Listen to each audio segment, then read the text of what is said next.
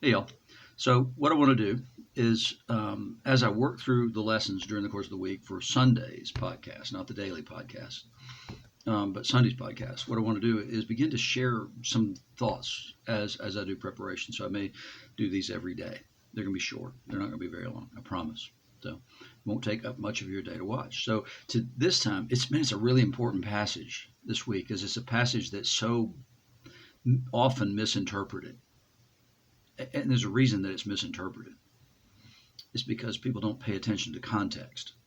So what we get in the gospel this week is that we get Peter making his great confession of Jesus at Caesarea Philippi.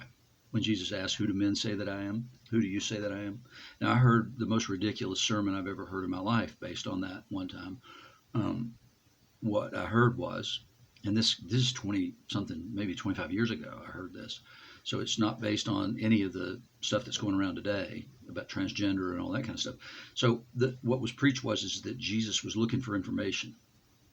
He wanted to know who he was, and he was looking for them to tell him. So if you're here today struggling with issues of identity, well, you're just like Jesus. No, no, that's not true. That's not even close to true. I have no earthly idea how you would get that out of that passage. Because when Peter makes his confession, Jesus says, "Blessed are you, Simon, son of Jonah, for flesh and blood didn't reveal this to you, but my Father who's in heaven. And on you are Peter, I'll tell you who you are. You are Peter, Simon. Simon, you're Peter. You're the rock. And on this rock I'll build my church." And he gives them the keys to the kingdom. The keys to the kingdom. Whatever you bind on earth is bound in heaven. Whatever you loose on earth is loosed in heaven. So Peter's confession gives Peter a new identity, or Simon's confession gives Peter a new identity. He's now Peter. He's the rock. Jesus knew exactly who he was. How do I know that? Because he said, "Look, this was revealed to you. This truth was revealed to you by the Father." How did Jesus know it was true? Because he knew. It wasn't a revealed truth to him at all. It was a revealed truth to Peter. But the thing that I really want to focus on for the next just a couple of minutes, not long, it is this whole idea of being given the keys to the kingdom and binding and loosing. And I'm only going to give you a portion of my rant that I'm going to do a little bit of on Sunday. So what does it mean to be given the keys to the kingdom? Okay, so what does that mean? Well, it means when some king was going away on a journey, it was going to be gone a long time, Jesus tells parables like this. He would give the keys to the kingdom to somebody who could oversee the governance of the kingdom while he was gone. That's what it meant to have the keys to the kingdom.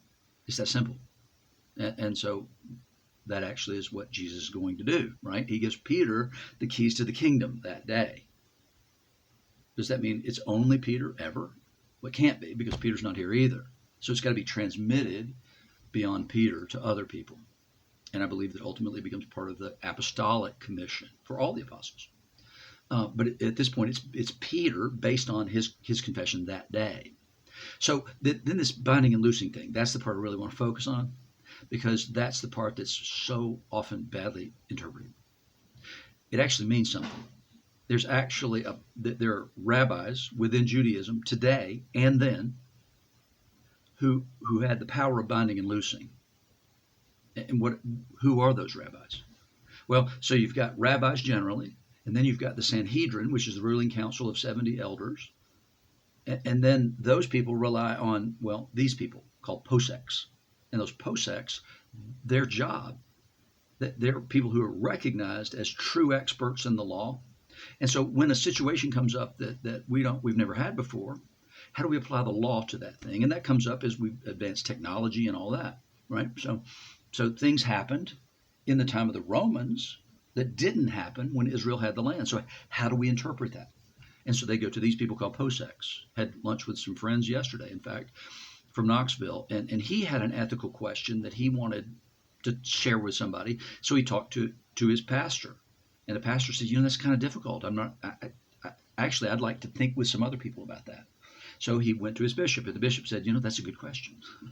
We need to go one step further than that." And so there's somebody within the Anglican world called the canon theologian, and that person is a posek. That's essentially what their job is. To just, hey, this person's the expert in these matters. We're going to go to them.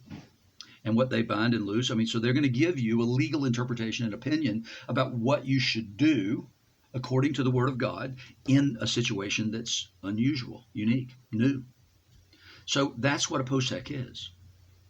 So it has nothing to do with binding Satan, loosing Satan, doesn't have anything to do with finances. It has to do with how do I interpret the Word of God in my situation.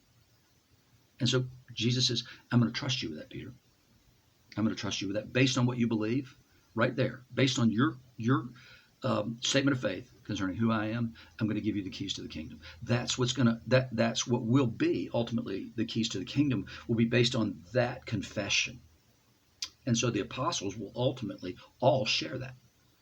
And we see that. I'm not guessing at that. We see that actually playing itself out in, well, Acts 15 for the first place. At any rate, that's what I want to talk about today is I want you to understand what this binding and loosing is so we get it right.